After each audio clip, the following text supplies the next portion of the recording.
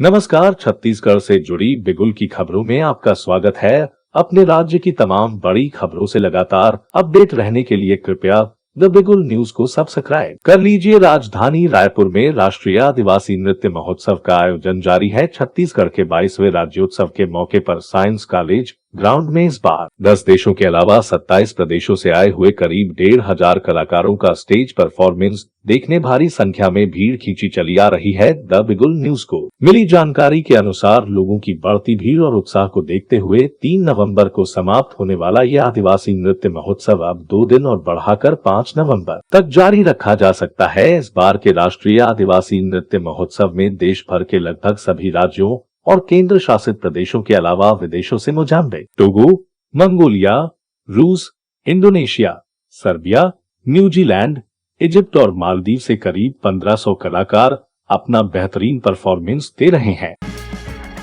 छत्तीसगढ़ वासियों के लिए रायपुर का अखिल भारतीय आयुर्विज्ञान संस्थान यानी एम्स किसी वरदान से कम नहीं है, जहां एक से बढ़कर एक बेहतरीन डॉक्टर दूर दराज से आए हुए मरीजों का इलाज करते हैं। ये आने वाले मरीजों और उनके स्वजनों को चाय नाश्ते के लिए करीब आधा किलोमीटर दूर जाना पड़ता था, लेकिन अब नई व्यवस्था के अनुसार एम्स के कैंपस के अंदर चाय, कॉफी, सूप, स्वीट कॉर्न, चावल सहित अन्य खाद्य पदार्थों की अच्छी व्यवस्था करवा दी गई है। एम्स के गेट नंबर 4 के सेंट्रल डोम के ठीक सामने सांसद और भाजपा के प्रदेश अध्यक्ष अरुण साव ने एक कैंटीन का उद्घाटन किया। इस कैंटीन के बारे में एम्स के director doctor Nitin M Nagarkar ने दावा किया कि एम्स में रोजाना करीब 4000 मरीज इलाज के लिए ओपीडी पहुंचते हैं। दूर दराज से आने वाले आगंतुकों को अब हाई क्वालिटी की अच्छी सुविधा मिल सकेगी।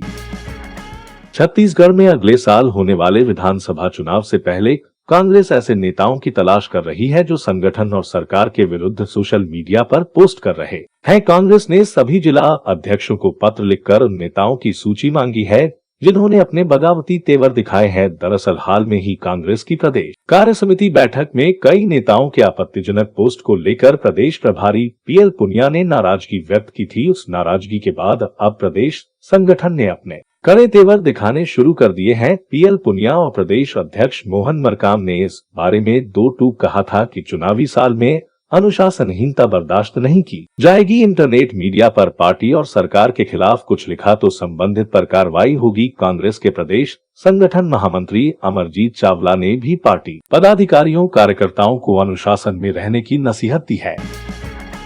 छत्तीसगढ़ में अनुसूचित जाति के 32% आरक्षण की बहाली को लेकर भाजपा अनुसूचित जनजाति मोर्चा की 2 नवंबर को प्रदेश कार्य समिति बैठक रायपुर में हुई। इस बैठक के माध्यम से भाजपा ने आदिवासी समाज का आरक्षण 32% से 20% किए जाने और बस्तर, सरगुजा और बिलासपुर संभाग के जिलों से स्थानीय भर्ती प्राथमिकता को समाप्त करने पर भूपेश सरकार के विरुद्ध निंदा प्रस्ताव पारित कर आगामी 9 नवंबर को प्रदेश भर के सभी जिला मुख्यालयों के बाहर चक्का जाम करने का एक बड़ा निर्णय लिया गया। भाजपा इस मुद्दे को लेकर अब आर पार की लड़ाई लड़ने के मूड में नजर आ रही है। आगामी 16 से 20 नवंबर तक संभाग स्तरीय गौरव दिवस प्रदर्शनी का आयोजन किया जाएगा। बस्तर संभाग में 21 नवंबर और सरगुजा संभाग में 28 नवंबर को संभागीय मुख्यालयों के समक्ष प्रदर्शन कर रोष व्यक्त करने का निर्णय लिया गया है। बैठक में पूर्व केंद्रीय मंत्री रामविचार नेताम, पूर्व भाजपा प्रदेश अध्यक्ष विक्रम उसेंडी, पूर्व मंत्री राम सेवक पैकरा, पूर्व मंत्री केदार कश्यप, भाजपा के प्रदेश प्रवक्ता देवलाल ठाकुर, पूर्व मंत्री महेश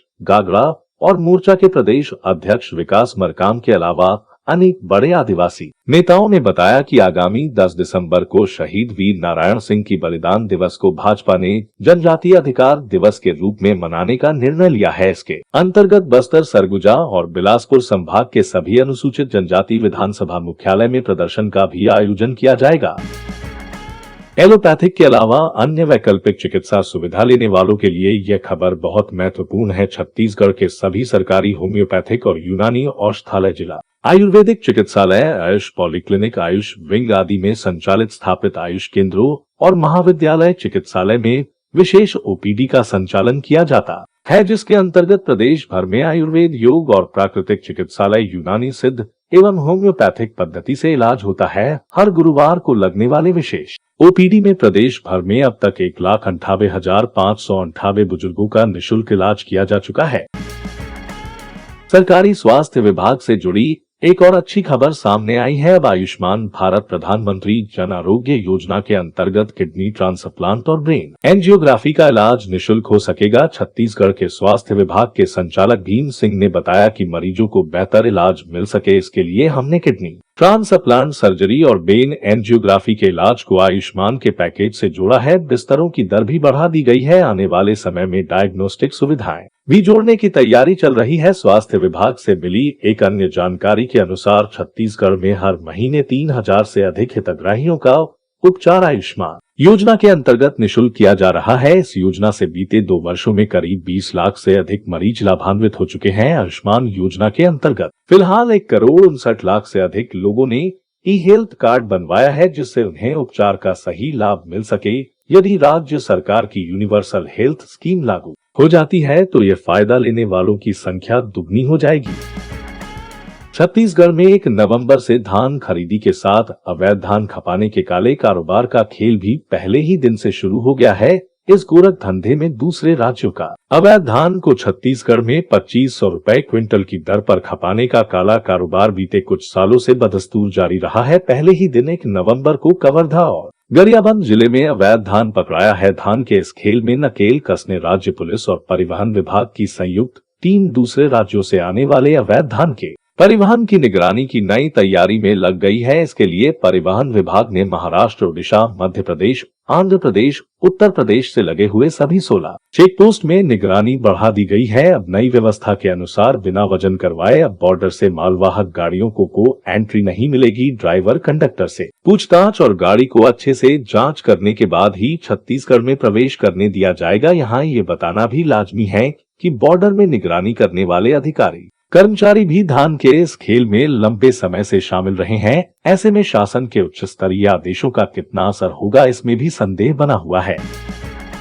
यदि आप कोई गाड़ी खरीदने जा रहे हैं तो यह जानकारी आपके लिए बहुत जरूरी है। केंद्र सरकार द्वारा जारी नए नियमों के अनुसार 1 अप्रैल 2019 के बाद से कोई भी नई गाड़ी खरीदने पर डीलर के द्वारा खरीदार को निःशुल्क हाई सिक्योरिटी नंबर प्लेट लगाकर दिए जाने का नियम है। इसके लिए कोई भी डीलर आपसे अतिरिक्त कोई राशि नहीं लेगा। लेकिन रायपुर के एक कार डीलर को उसकी होशियारी बहुत महंगी पड़ गई।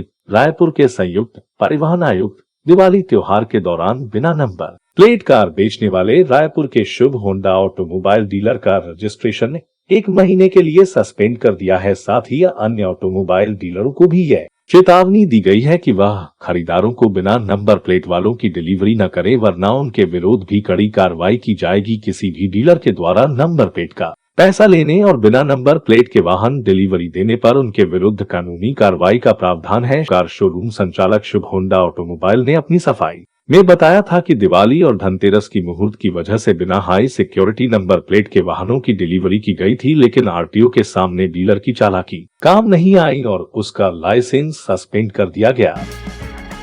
छत्तीसगढ़ सरकार के स्वास्थ्य विभाग द्वारा यूनिवर्सल हेल्थ केयर स्कीम लागू करने की तैयारी की जा रही है। अभी तक केंद्र सरकार की पुरानी योजनाओं में आयुष्मान भारत और प्रदेश सरकार की खूबचंद बघेल जैसी स्वास्थ्य योजनाओं से प्रदेश के 159 करोड़ आबादी ही रजिस्टर्ड है, लेकिन यूनिवर्सल हेल्थ स्कीम में पूरे 3 करोड़ लोग कवर किए जाएंगे।